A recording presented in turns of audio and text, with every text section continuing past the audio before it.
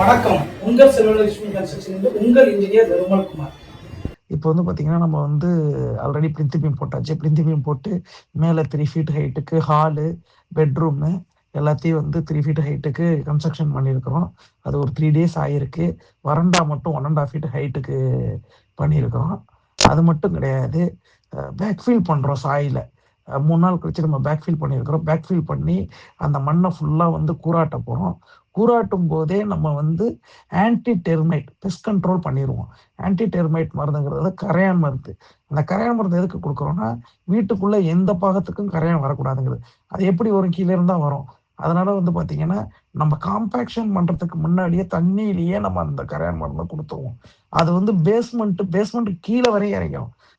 அதுக்காக வந்து பார்த்தீங்கன்னா, நம்ம தண்ணீயிலேயே கலந்துருவோம். தண்ணீயிலேயே அதில ஊத்தி ஸ்டாக்னன்ட் ஆயிருக்கிற வாட்டர்ல ஊத்தி நம்ம பண்ணிருவோம். அ மேலும் தகவல் தெரிஞ்சுக்க நம்மளோட பேஜ ஃபாலோ பண்ணுங்க. நன்றி, வணக்கம்.